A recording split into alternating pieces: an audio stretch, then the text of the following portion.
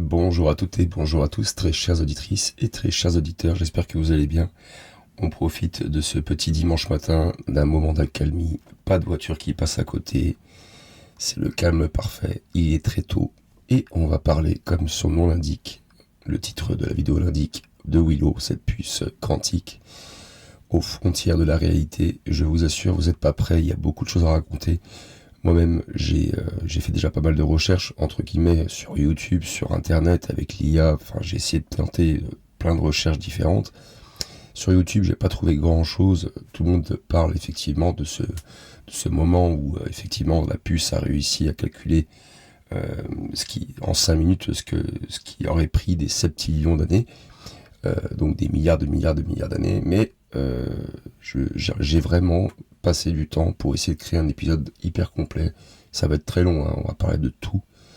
Et on va faire des théories. Et on va parler de mondes parallèles. On va parler de tout un tas de choses. Vous allez voir.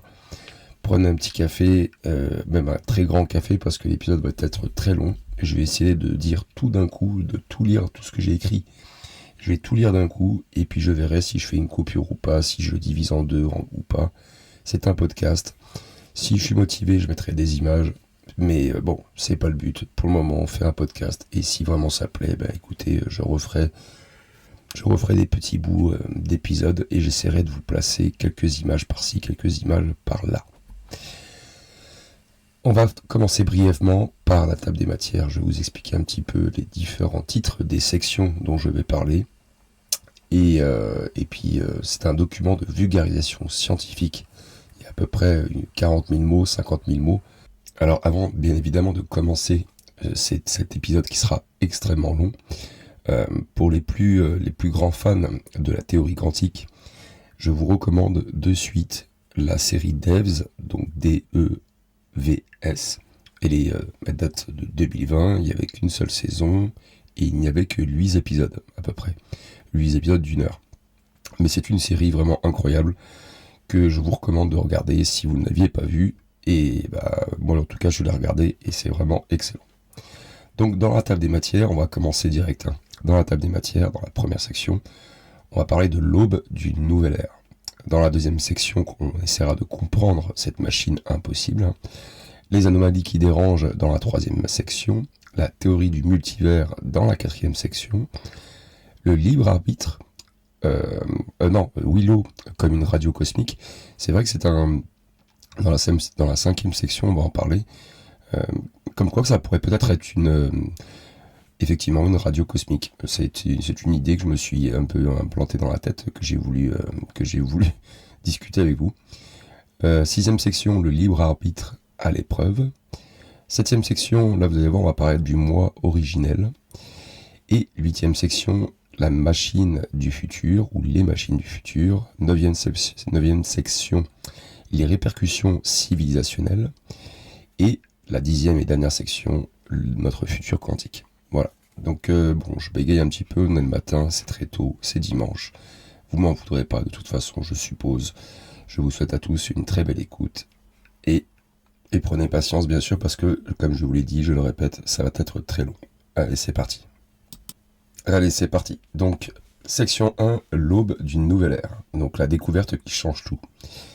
Alors en décembre 2024, dans les laboratoires ultramodernes de Google Quantum AI, qui sont situés à Santa Barbara en Californie, il y a une annonce qui a été faite pour bien marquer le début d'une nouvelle ère pour l'humanité tout entière. Et c'est une annonce qui, bien au-delà des considérations purement techniques et des performances de calcul, ça remet quand même en question la nature même de notre réalité et de notre place en fait dans le cosmos. Et ce jour-là, l'équipe dirigée par Arthur Neven, c'est un physicien de renom et qui est directeur de Google Quantum AI, il a présenté au monde scientifique et au grand public Willow. Donc c'est leur nouvelle puce quantique qui est, selon moi, révolutionnaire. Enfin, selon moi, c'est selon eux, mais je ne ferai pas cet épisode sur cette puce si elle n'était pas autant révolutionnaire. En fait, c'est pas une simple amélioration technologique de plus dans le flux incessant finalement d'innovation qui va caractériser notre époque, parce que comme je pense que vous le pressentez tous, je pense que dans les 5 prochaines années, on va découvrir des trucs de fou.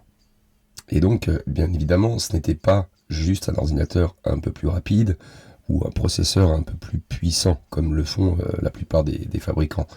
Non, là, c'était vraiment potentiellement bien plus que cela.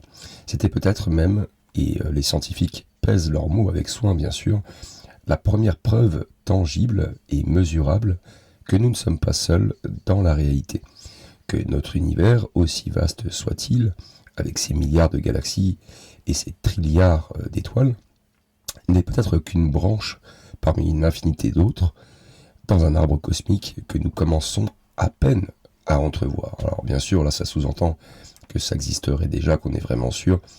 C'est un podcast où j'essaie d'ouvrir un peu votre esprit en vous proposant du contenu. Bien sûr, il faut peser un peu les mots, quoi. Faut rester un peu tranquille, quoi. Donc pour comprendre un petit peu l'ampleur véritablement vertigineuse de cette découverte, il faut quand même d'abord saisir ce qui la rend si radicalement différente de toutes les annonces technologiques qui l'ont précédée au cours des dernières décennies. Et puis, vous savez, on a l'habitude, nous autres habitants du 21e siècle, des progrès incrémentaux et parfois même spectaculaires. Un ordinateur 2 fois plus rapide que le précédent, un smartphone capable de prendre des photos d'une qualité époustouflante, une intelligence artificielle capable de battre les champions humains aux échecs et aux jeux de Go. Et là, voilà, on parle de Willow, cette puce ne se contente pas d'être meilleure. En fait, dans le sens... elle ne se contente pas d'être le meilleur dans le sens conventionnel du terme. Vous voyez ? En fait, Willow, elle a franchi une frontière que beaucoup de physiciens, théoriciens et d'ingénieurs pensaient infranchissable, en fait, dans un avenir proche, pas tout de suite, voire dans notre génération. Ils pensaient réellement que ça allait pouvoir peut-être se faire aller dans 50 ans, 100 ans ou 200 ans, mais pas aussi rapidement. Et donc c'est là qu'on va parler un petit peu de ce fameux calcul de l'impossible, quand 5 minutes valent plus que l'âge de l'univers. Alors ça paraît bizarre quand on le dit comme ça, mais il faut imaginer, si vous le voulez bien, un problème de mathématiques d'une complexité si astronomique, si monumentale, que si vous mobilisiez en fait absolument tous les ordinateurs qui existent actuellement sur notre planète, des supercalculateurs géants qui font partie des centres de recherche les plus puissants du monde, jusqu'aux serveurs qui font tourner Internet, en passant par tous les smartphones et tous les ordinateurs portables de chaque être humain, eh bien, comment dire, il vous faudrait plus que l'âge en fait de l'univers pour encore plus de temps en fait que l'âge de l'univers pour le résoudre. Donc c'est pas des millions d'années bien sûr, c'est pas des milliards d'années, mais des septillions d'années. Donc pour ceux qui ne sont pas familiers, il me semble que de mémoire c'est 24 zéros, c'est un 1 en fait avec 24 zéros. Voilà. Donc on va essayer de s'arrêter un instant quand même sur ce nombre, parce que c'est vrai que c'est je pense très difficile de se rendre compte pour saisir l'immensité vertigineuse de ce chiffre. Un septillion, donc comme je viens de le dire, c'est un 1 suivi de 24 zéros. Donc 10 septillions, eh bien c'est énorme. Voilà. Et donc pour mettre ce nombre en perspective, eh bien l'univers tel que nous le connaissons, il n'a que 13,8 milliards d'années d'existence. Donc c'est 13 avec un 800 et 6 zéros derrière. Donc le nombre 10 septillions est tellement plus grand que l'âge de l'univers qu'il défie littéralement notre capacité à le conceptualiser, bien sûr. Alors si chaque atome de l'univers observable, donc il y en a à peu près environ 10 puissance 80, d'accord ? Si chaque atome de l'univers observable était transformé en un ordinateur ultra puissant, et que tous ces ordinateurs travaillaient ensemble depuis le Big Bang jusqu'à aujourd'hui, sans jamais s'arrêter, eh bien, ils n'auraient même pas commencé à égratigner la surface de ce calcul. C'est pour ça que je trouve ça vraiment assez perturbant, et que j'ai commencé à faire des recherches, à me dire, il faut que je fasse un épisode, il faut que j'en parle, il faut que je fasse des théories, il faut que je comprenne. Voilà. Donc Willow, en fait, cette petite puce de quelques centimètres carrés, qui contient 105 qubits actuellement, donc 105 qubits supraconducteurs qui sont refroidis à une théorie proche du zéro absolu, a résolu ce problème en fait en moins de 5 minutes. Donc il faut quand même lire cette phrase à nouveau, hein, il faut quand même l'intégrer, essayer de réfléchir, de comprendre, d'analyser, parce que c'est bien beau de se dire cette phrase, mais il faut vraiment comprendre de quoi on parle, quoi. Donc il faut vraiment la laisser résonner dans votre esprit. 5 minutes, donc c'est 300 secondes, hein. C'est le temps de faire bouillir de l'eau pour un thé. C'est le temps d'une courte conversation téléphonique. C'est le temps d'écouter une ou deux chansons. Et dans ce court laps de temps, infinitésimal, hein, à l'échelle cosmique, parce que vous avez l'habitude sur mes épisodes, j'en parle très souvent de cette échelle cosmique, et bien Willow, il a accompli ce qui devrait prendre plus longtemps que l'existence même de la réalité telle que nous la connaissons. Voilà, c'est ça qui est fou. Donc la question qui émerge immédiatement, je suppose dans l'esprit de quiconque réfléchit sérieusement à cette affirmation, n'est pas en fait comment cette puce a-t-elle fait cela, mais plutôt où ce calcul a-t-il véritablement eu lieu.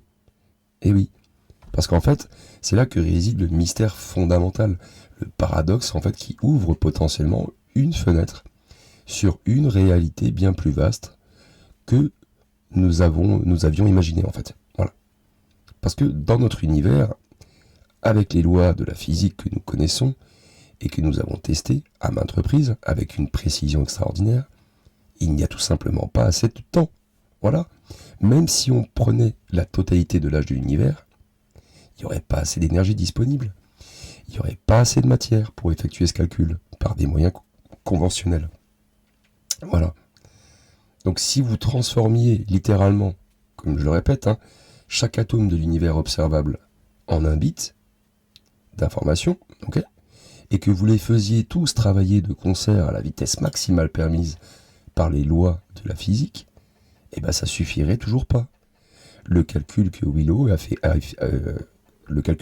effectué, eh bien il dépasse les ressources computationnelles totales disponibles dans notre cosmos visible. Et c'est mathématiquement, physiquement impossible dans le cadre de notre compréhension conventionnelle de la réalité. Et pourtant, ça s'est produit. Le calcul a été vérifié, reproduit, validé par des équipes indépendantes. Et ce n'est pas une erreur. Ce n'est pas un artefact expérimental. Ce n'est pas une illusion. C'est un fait mesurable, vérifiable, réel. Et moi-même, je me suis dit, mais c'est pas possible, il y a un complot, il y a quelque chose, c'est de la science-fiction, il doit y avoir, c'est un poisson d'avril, alors que bon, on est au mois de décembre, il y a quelque chose qui va pas, donc je commence à chercher, je me renseigne, je vais sur ChatGPT, je vais sur toutes les IA possibles, je regarde, je vérifie, je lui demande est-ce que t'es sûr, est-ce que t'es pas programmé pour qu'on me dise ça, tu vois, il y a peut-être des théories du complot, on sait jamais, peut-être qu'ils veulent nous faire peur. Et donc non, en fait, hein, effectivement, c'est bien la vérité. Donc moi-même, je suis tombé un petit peu sur le cul et je me suis dit, waouh, c'est vraiment incroyable. Donc la révolution silencieuse de la correction d'erreurs quantiques. Alors, c'est impressionnant que cet exploit de calcul brut, en fait, ça me fait bégayer tellement que c'est impressionnant. En fait, le véritable accomplissement révolutionnaire de Willow, c'est celui qui fait que les physiciens quantiques du monde entier en fait retiennent leur souffle avec un mélange d'excitation et presque d'incrédulité. Et ça réside dans quelque chose de plus fondamental encore. Vous voyez ? La maîtrise de la correction d'erreurs quantiques. Alors ça peut paraître compliqué, mais je vous assure, je vais essayer de le faire le plus simplement possible, de vous expliquer un peu tout ça, vous allez comprendre après, ça va venir naturellement. D'ailleurs, la série Devs, elle l'explique bien aussi. Bon, c'est de la science-fiction, mais elle explique plutôt bien le concept. Donc, pour vraiment comprendre pourquoi c'est si important, pourquoi c'est vraiment le tournant historique que beaucoup de scientifiques attendaient depuis des décennies, il faut comprendre le défi le plus persistant, le plus frustrant, le plus fondamental de l'informatique quantique, depuis ses débuts théoriques dans les années 1980. Allez, on va essayer de commencer. Alors bien évidemment, les ordinateurs quantiques, ils sont extraordinairement, presque pathologiquement fragiles en fait. Hein. Et donc il faut imaginer que si on essaie de construire un château de cartes pendant un tremblement de terre, ou de peindre, on va dire, un tableau d'une précision microscopique pendant que quelqu'un secoue constamment votre bras, c'est à peu près le niveau de défi en fait auquel sont confrontés les ingénieurs qui tentent de construire des ordinateurs quantiques fonctionnels. Donc les qubits, ces unités de base de l'information quantique qui peuvent exister dans une superposition d'états, eh bien sont si sensibles, si délicats qu'un simple photon parasite qui traverse la pièce par exemple, une vibration infime du sol causée par le passage d'un camion à des kilomètres de distance, même un crayon, même un rayon, même un rayon cosmique qui vient de l'espace interstellaire et qui traverse le laboratoire peut complètement détruire l'information qu'il contient ou qu'il contienne. Et ça, c'est ce qu'on appelle bien évidemment la décohérence quantique. Et d'ailleurs, moi, je suis actuellement moi-même décohéré quantiquement parlant, puisque les gens se sont réveillés, ça y est, ils prennent leur voiture, et je commence à entendre des voitures qui passent, et ça me rend un peu, ça me frustre, puisque je sais très bien que d'ici une demi-heure, une heure, ça va être un flux constant de voitures, et je ne vais plus pouvoir enregistrer, et c'est très frustrant. Donc c'est ce qu'on appelle effectivement la décohérence quantique, donc le processus par lequel en fait les propriétés quantiques exotiques et utiles, donc là, il y a la superposition et l'intrication, eh bien elles s'effondrent et disparaissent quand le système interagit, même infinitésimalement parlant, avec son environnement bien sûr. Et dans le monde réel, en fait, il est impossible d'isoler complètement un système de son environnement, même dans le vide le plus poussé, même à la température la plus basse qu'on puisse atteindre, même dans la chambre la mieux blindée, la plus blindée possible, vous allez toujours avoir des perturbations, il y aura toujours du bruit. Donc jusqu'à présent, effectivement, c'est ce qui rendait le défi si ardu. Donc plus on ajoutait des qubits pour augmenter la puissance de calcul d'un ordinateur quantique, plus on ajouterait simultanément de sources potentielles d'erreurs. Donc c'était comme en fait essayer de construire un château de cartes de plus en plus haut. Chaque nouvelle carte que vous ajoutiez augmentait la fragilité de l'ensemble et la probabilité qu'un effondrement catastrophique allait arriver de ces cartes. Et donc les chercheurs se retrouvaient dans une impasse vraiment cruelle, quoi. Pour résoudre des problèmes intéressants et utiles, ils avaient besoin de beaucoup de qubits. Okay, là actuellement je crois que c'est 105 qubits que Willow a. Mais plus ils vont en ajouter, et moins le système serait fiable. Et vous allez voir, après, il y a différents types de calculs quantiques. Il me semble qu'il faut 1000 qubits pour avoir réellement avoir un vrai travail quantique pour tout, qui soit généraliste, quoi. Mais on va en parler plus tard. On en est encore loin, de toute façon. Mais ça va aller très très vite. Alors les physiciens théoriciens, ils savaient en principe bien sûr depuis les travaux pionniers de Peter Shor dans les années 1990 comment résoudre ce problème. La solution en fait elle s'appelle la correction d'erreurs quantique et le concept il est à la fois élégant et redoutablement complexe dans sa mise en œuvre pratique. Alors l'idée de base c'est d'utiliser plusieurs qubits physiques. Ah voilà, c'est ça que je voulais vous dire tout à l'heure. L'idée de base c'est donc d'utiliser plusieurs qubits physiques, donc réel, concret, pour encoder un seul qubit logique. Donc là, je crois que c'est 105 qubits logiques que Willow a. Et l'unité d'information, donc protégée que vous utilisiez, que vous allez utiliser réellement dans votre calcul, c'est un seul qubit logique. Donc c'est vraiment une information protégée et qui est complètement maîtrisée. Donc je recommence parce que je pense que j'ai un peu bafouillé. L'idée de base, donc, c'est d'utiliser plusieurs qubits physiques, donc qui sont réels et concrets, pour encoder un seul qubit logique, d'accord ? Donc c'est l'unité d'information protégée qu'on va utiliser réellement pour le calcul. Et les qubits supplémentaires, donc, ils vont servir de redondance. Ils vont surveiller constamment si des erreurs se produisent, et donc ça permet au système de les détecter et de les corriger sans détruire l'état quantique. Mais voilà le paradoxe cruel, pour que ce système fonctionne, il faut que les qubits physiques eux-mêmes soient suffisamment bons, suffisamment précis, suffisamment résistants au bruit. Donc si le taux d'erreur des qubits physiques est trop élevé, alors le processus même de correction d'erreur introduit plus d'erreurs qu'il n'en corrige. Donc vous vous retrouvez en fait à creuser un trou, et chaque pelletée de terre que vous retirez en fait retombe. Chaque pelletée en fait de terre que vous allez retirer, et ben en fait ça en refait retomber 2 autres dans le trou. Donc vous creusez pour rien. Donc pendant des décennies, bien sûr, 3 décennies en fait, il n'y a personne qui a vraiment jamais réussi à franchir ce seuil. C'est une frontière critique où l'ajout de qubits commence réellement à améliorer plutôt qu'à dégrader la performance. Et donc on appelle ça un petit peu le seuil de rentabilité, je pense que vous connaissez, ou break-even point en anglais. Et c'était donc considéré comme le saint graal de l'informatique quantique.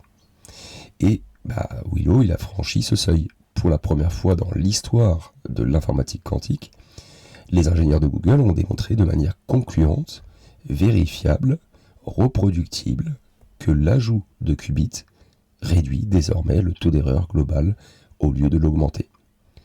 Et donc ils ont franchi le point de rentabilité. Le système il corrige maintenant les erreurs les plus rapides, les erreurs plus rapidement qu'il n'en crée. Je bafouille un peu ce matin, désolé.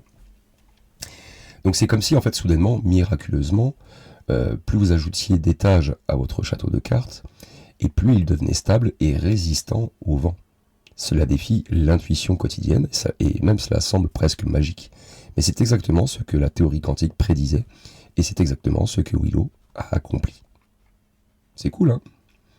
Donc la puce, elle utilise ce qu'on appelle un code de surface. Il faut imaginer un tissu, vous voyez, un tissu standard, où chaque maille de ce tissu est un qubit. Et donc si une maille se déchire, donc il y a une erreur qui se produit, eh bien les mailles voisines, d'accord, elles se souviennent de la forme que devrait avoir le tissu, d'accord, avant d'être déchiré, et donc peuvent réparer automatiquement la déchirure. C'est une petite image que je vous donne. Donc Willow, en fait, il a atteint ce que l'on appelle un qubit logique de distance 7. Donc en gros, ça signifie concrètement que le système, en fait, il peut détecter et corriger jusqu'à 3 erreurs simultanément survenant sur n'importe quel qubit physique du groupe, d'accord, tout en maintenant l'intégrité de l'informatique quantique. Et là maintenant on va parler un petit peu de l'algorithme Quantum Echo, donc remonter le temps quantique, et c'est là que mon cerveau il a commencé un peu à bugger, mais vous allez comprendre. Et quand je dis bugger, en fait, c'est parce que je parle réellement de remonter le temps. C'est-à-dire qu'en fait, quand je visualise cette technique, cette technologie, et que je ne sais pas, dans 50 ans, 100 ans, si réellement on arrive à créer des ordinateurs quantiques ultra puissants, ultra fonctionnels, avec 1000 qubits physiques par exemple, je ne sais pas si vous vous rendez compte ou je ne sais pas si vous arrivez à imaginer ce que sera capable de faire cet ordinateur dans 50 ans, 100 ans. C'est vraiment une dinguerie monumentale. C'est juste un truc de fou. Donc pour tester véritablement les capacités de Willow et démontrer sa maîtrise de la correction d'erreurs, les chercheurs de Google ont utilisé un algorithme particulièrement ingénieux, élégant, qu'on peut appeler Quantum Echo. C'est les échos quantiques. Le principe de cet algorithme, il est à la fois fascinant et profondément contre-intuitif, parce qu'il touche au cœur même de ce qui rend la mécanique quantique si étrange et si différente de notre expérience quotidienne. Donc je vais essayer d'expliquer un petit peu comment ça fonctionne rapidement, bien sûr. On prépare le système quantique dans un état initial connu, d'accord, et bien défini. Puis, on le fait évoluer en avant dans le temps quantique en appliquant une séquence d'opérations complexes, d'opérations quantiques, ok, des portes logiques quantiques qui manipulent les qubits de manière sophistiquée. Ensuite, ces opérations emmènent le système dans un état de plus en plus éloigné, d'accord, de plus en plus complexe. Ensuite, et c'est là que réside la magie de l'algorithme, on inverse exactement, précisément, méticuleusement le processus. Et on lui applique les opérations en sens inverse, comme si on rembobinait une vidéo. Et donc en théorie, si tout fonctionne parfaitement, s'il n'y a aucune erreur qui s'est produite, eh bien le système il devrait revenir exactement, précisément, à son état initial, comme si le temps s'était inversé. C'est ça qui est incroyable. Voilà. Donc dans un système classique, cette opération elle serait vouée à l'échec. les erreurs, le bruit, les imperfections s'accumuleraient inexorablement et à la fin du processus, vous n'obtiendrez que du bruit pur, du chaos informationnel total. C'est comme essayer de déplier parfaitement une feuille de papier qu'on a froissée. C'est impossible de revenir à l'état lisse de cette feuille originale. Vous voyez ? L'entropie, le désordre, ne fait qu'augmenter dans les processus physiques normaux, d'accord ? Mais Willow, lui, grâce à sa capacité extraordinaire et sans précédent de correction d'erreurs, eh bien, il a réussi à maintenir la cohérence du signal, même après ces opérations complexes d'aller-retour dans le temps quantique. Donc le système, il revient à son état initial avec une fidélité remarquable. C'est comme si le temps quantique avait vraiment été inversé, comme si les erreurs avaient été effacées au fur et à mesure de leur apparition. Et c'est ça qui rend ce test encore plus remarquable et scientifiquement robuste, c'est qu'il est vérifiable de manière indépendante. Contrairement à certaines annonces précédentes dans le domaine de l'informatique quantique, où il était pratiquement impossible pour des observateurs externes de vérifier si l'ordinateur avait vraiment accompli la tâche qu'il revendiquait, les résultats de l'algorithme Quantum Echo peuvent être testés, reproduits, validés par d'autres équipes de recherche. Et c'est ce qui fait de cette démonstration le premier avantage quantique vérifiable. De l'histoire d'ailleurs, de l'histoire humaine. C'est une prouesse qui ne repose pas seulement sur la confiance dans les déclarations des chercheurs, parce que vous savez bien qu'on aime bien tous faire du sensationnalisme, mais là ça peut être scruté, analysé et confirmé par la communauté scientifique internationale. Donc c'est pour ça que je dis que c'est une dinguerie. On va bientôt finir cette première section, mais vous allez voir, on a encore pas mal de choses à dire. Déjà, on va parler au-delà de la prouesse technique, donc la question qui change tout en fait. On va essayer de revenir maintenant à la question fondamentale. La question qui fait que cette découverte transcende largement le domaine purement technique de l'informatique pour toucher aux fondations même de notre compréhension de la réalité. Si le calcul effectué par Willow nécessite plus de ressources computationnelles, d'accord ? Donc, plus de temps, plus d'énergie, plus de qubits, enfin plus de bits d'information qu'il en existe dans l'univers observable tout entier.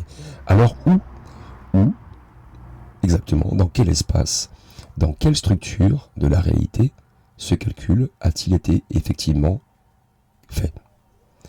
Où est-ce qu'il a effectivement eu lieu ? Et c'est ici que Hartmut Neven, avec une audace intellectuelle remarquable pour un scientifique de son calibre, travaillant dans une entreprise aussi prestigieuse que Google, il a fait une déclaration qui a un petit peu secoué tout le monde, non seulement la communauté de la physique quantique, mais aussi celle de la cosmologie et de la philosophie des sciences. Pour lui, pour son équipe, et pour un nombre croissant de physiciens théoriciens de renom qui examinent ces résultats, la réponse est à la fois claire et vertigineuse. Le calcul a été réparti, distribué dans le multivers. Et vous avez bien entendu, dans le multivers. Alors oui, vous avez bien...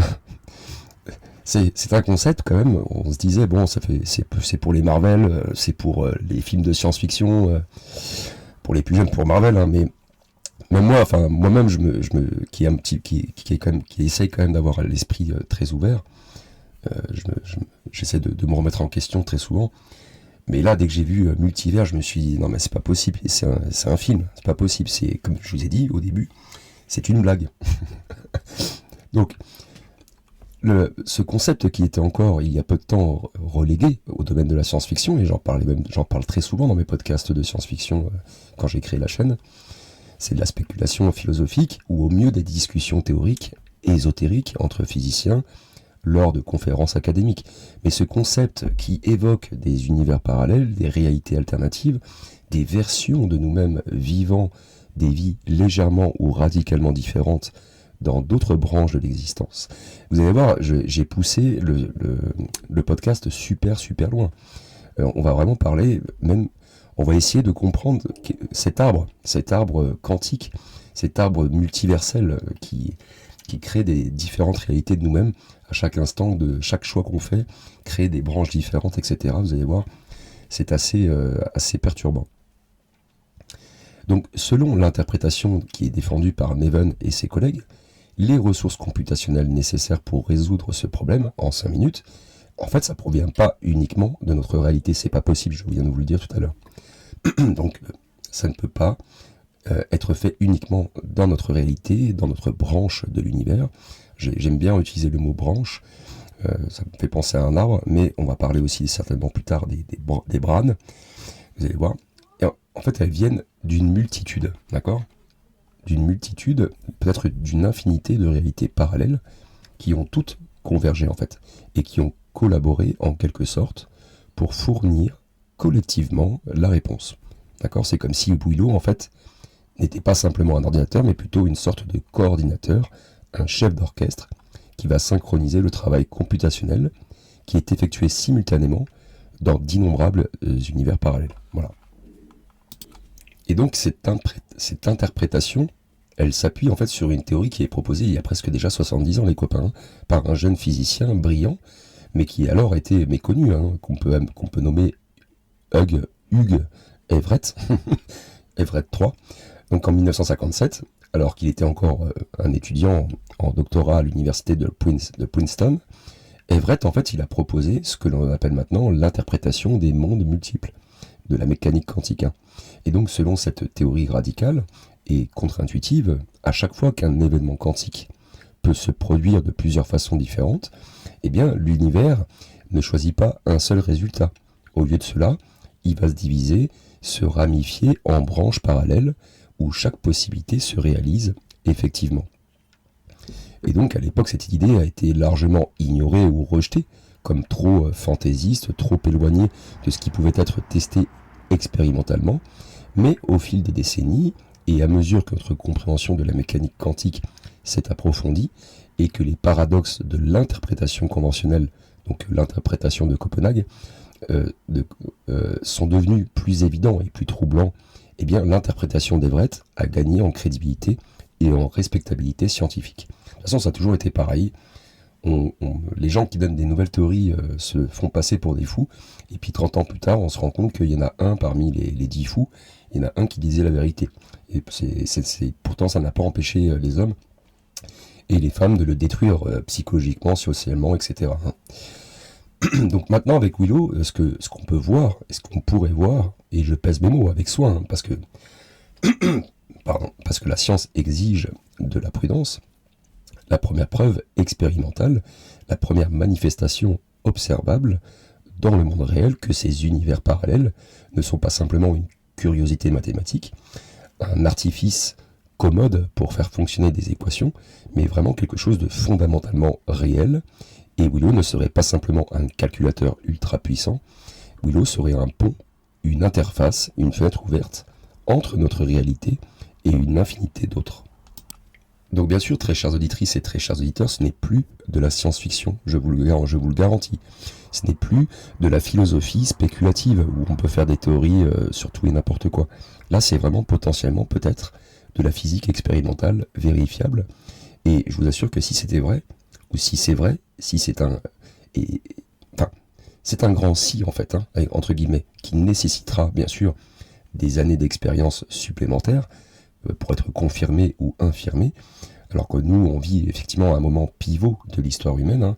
Vous avez bien vu que tout évolue super vite et de plus en plus vite, et qui est comparable en fait à la révolution copernicienne, qui nous a fait réaliser que la Terre n'était pas le centre de l'univers, ou même la découverte de Hubble, que notre galaxie n'était qu'une petite galaxie parmi des milliards. Et donc, nous découvrons peut-être que notre univers lui-même, en fait, aussi vaste et ancien soit-il, n'est qu'une feuille parmi une infinité d'autres sur l'arbre de la réalité. Et cette petite puce de quelques centimètres carrés, qui est refroidie au zéro absolu, dans un laboratoire californien, pourrait bien être le premier instrument que l'humanité a construit, capable de percevoir, même vaguement, cette immensité qui nous entoure et qui nous contient. C'est ça que je trouve incroyable dans cette première section déjà, c'est d'essayer de vous faire comprendre que là, on parle pas de science-fiction. On parle de quelque chose de réel. Et moi, quand j'ai commencé à créer ces épisodes, je me suis vraiment interrogé. Je me suis mis en pleine réflexion. J'ai commencé à essayer de réfléchir, à visualiser, à comprendre. J'ai fait plein de recherches. Et plus je recherchais, et plus j'avais du mal à concevoir ce qu'il pouvait y avoir autour. Mais vous n'êtes pas prêts, parce que là, je vais faire une pause, on va arrêter. Ça fait déjà une trentaine de minutes. Je vais vous balancer la deuxième partie juste après. Mais vous allez voir qu'on va partir très loin dans toutes les possibilités. On va essayer de comprendre jusqu'où ça peut aller, les implications, etc. Est-ce qu'on pourrait communiquer avec ces autres nous-mêmes? Bon, j'ai pas envie de trop vous spoiler, mais je vous assure que ce sont il y a encore 9 épisodes qui vont suivre, tout aussi incroyables, vous allez voir. J'espère qu'en tout cas cet épisode vous a plu. Vous avez pu remarquer qu'à la fin, les voitures ont commencé à passer un petit peu. Donc je vais voir si je peux pas corriger tout ça. Mais il y a un moment donné, effectivement, où il y aura tellement de gens qui vont passer que je ne pourrai plus faire de podcast. Il va falloir attendre le lendemain. Mais là, déjà, je vais essayer de vous envoyer au moins 2 ou 3 podcasts pour dimanche. Ça sera déjà pas mal. Prenez tout soin de vous et à très bientôt.